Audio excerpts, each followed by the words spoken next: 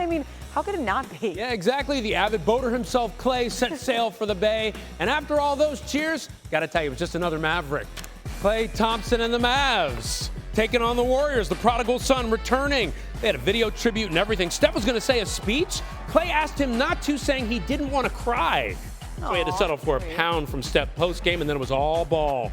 First quarter, Thompson down low with Steph guarding him, and Steph strips him. And then on the other end, Steph for three, air ball. What? Look at Klay having a little laugh at that one. Second quarter, Dallas in transition. Here's Klay. Hey, Steph, here's how you do it. That's how you hit threes. Oh, yeah. And then a little shimmy.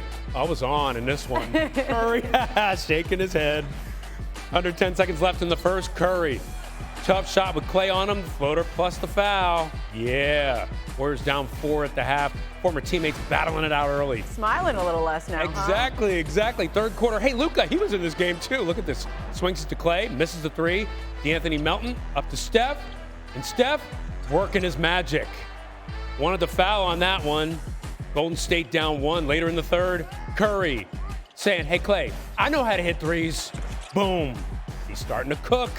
Warriors up 7 heading into the fourth. Fourth quarter. Dallas down 2.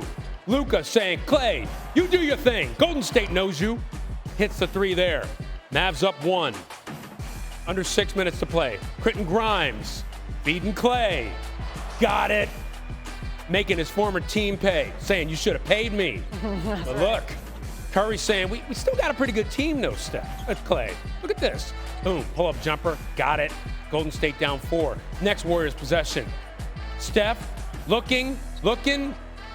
Got it. Had 37 on the night, 5 threes. Warriors down 1. Under 2 minutes to play. Steph, finger roll. Ooh, getting good. Warriors taking the lead late, 115-114. 30 seconds to play. Curry, Derek Lively all over him. Step back three, dagger, good night. Steph saying night-night, go to sleep. Scored the final 12 points for Golden State, including a personal 10-0 run. Yeah, get fired up.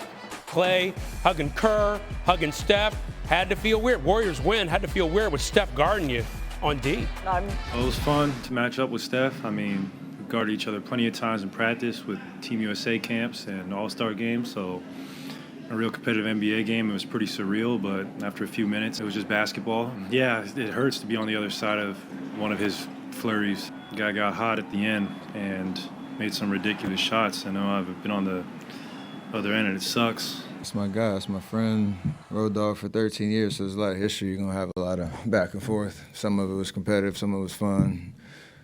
And it was a pretty special night all the way around. Obviously, we won. It was a great finish, but well done all the way around. All right, for more on this game, Brian Windhorst joins us now. And Wendy, we saw the smiles before the game, and then the emotions, the intensity seemed like they kept building during it. What was your biggest takeaway from Klay's return to the Bay? Yeah, I think Klay definitely enjoyed the moment before the game. I think he enjoyed being back. I think he really enjoyed hitting those clutch shots down the stretch. But I think under the surface, there's still hard feelings here. And I think one of my biggest takeaways from this evening was something that Steve Kerr said before the game, which is that in the final analysis, he felt that Klay Thompson made the right decision in signing with the Mavericks because he was just not happy there last year. He was unhappy with what the Warriors were willing to do from a contract standpoint before the season. It affected his mood and his play throughout the season, and he needed to go somewhere else. And that reality is going to linger for a while. This type of game we saw from Klay, hitting a high volume number of threes, hitting clutch threes, we've seen this hundreds of times. This is what he wants to replicate throughout this season for Dallas. But there is just some scar tissue there that is not going to go away in the short term. I mean, that's just season high with those 22 points, but it was a loss for him. And you heard him say, not fun to be on the losing end against Steph Curry, who he used to do it with. But meanwhile, Golden State, they're off to a hot start this season. They're 9-2. What did this win over Klay and the Mavs show you about this particular Warriors team this season? Yeah, I think it calls back to the last star player who left Golden State because he just wasn't happy, and that was Kevin Durant. And the Warriors rebounded from that and ended up winning the championship. Because at the end of the day, the core of this Warriors successful run is built around Steph Curry. Steph Curry is the transformational player, and we saw that again last night. He's off to a tremendous start this season. And you know how we know how bad Steph and the Warriors wanted to win this game? He was averaging 27 minutes a game coming into this one. This was their strength in numbers, play 12 guys, don't overtax Steph. He played 35 minutes last night. They wanted to take this from him. He obviously goes down the stretch, having one of his trademark performances, another thing we've seen hundreds of times.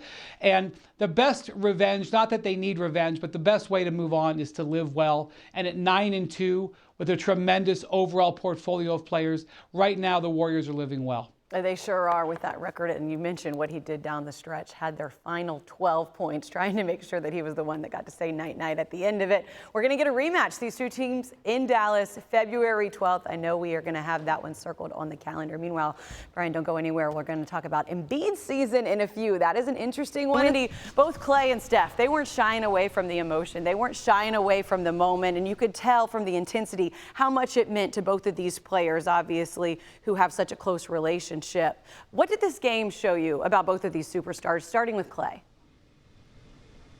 Well, absolutely that this game was emotional, but this was very much about their performance. Both of them wanted to play extremely well in this game. And it was probably Klay Thompson's best game he's played this year, which I'm sure was very fulfilling for him, even though his team didn't get the win. His shooting has been okay, but he hasn't had an explosive performance really before this, hitting these 5 3-pointers. That's the kind of volume that he became known for in Golden State. Even 2 years ago, he led the league in 3-point shooting in terms of volume. And so that's what they got from him in this game, and it really helped them come back. But you know, when it comes to the Warriors, no matter who comes and goes, it's really about Steph Curry. Steph Curry played 35 minutes in this game. I really can't emphasize enough that underscores how much he cared and how much the Warriors wanted this one. He's only been averaging 27 minutes. They set this game up to let him finish it.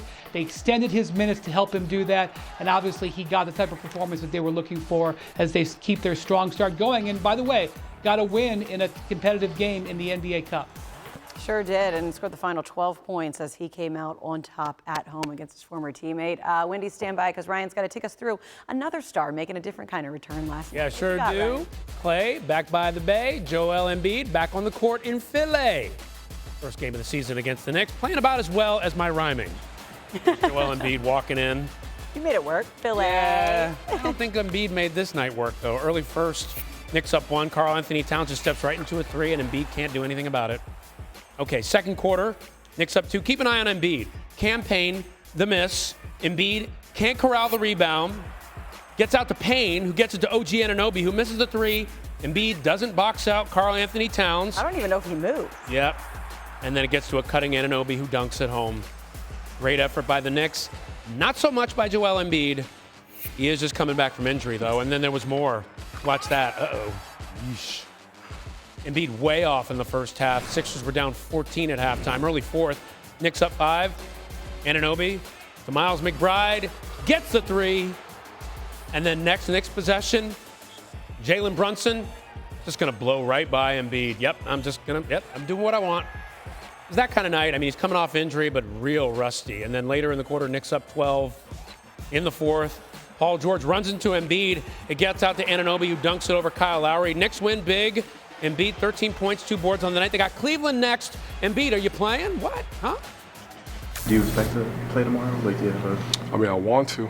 That's up to those guys.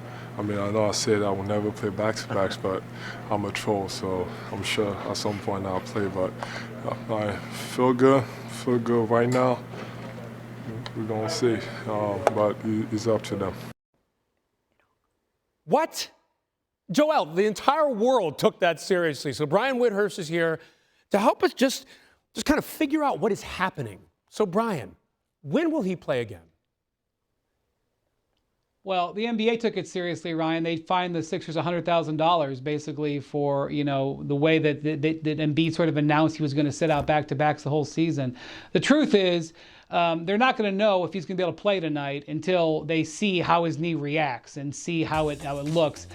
I got to be honest with you, as these highlights showed, Embiid was terrible in this game. He looked, saying he's rusty is one thing. He just looked very sluggish and slow. He was totally dominated by Karl Towns, who'd been struggling at the defensive end, and so it was a great night for him to sort of flex his muscle on a guy who was very clearly not ready to go. I'll just point out he had 3 rebounds in 26 minutes. That's one of the lowest outputs he's ever had in his career. The tracking data from after the game was showing that he was moving as slow as he's almost ever moved on record. So he definitely needs the conditioning. He definitely needs the court time. But I think it's really going to depend on how that knee, which they're very worried about swelling, Ryan, and we'll see how it affects him today.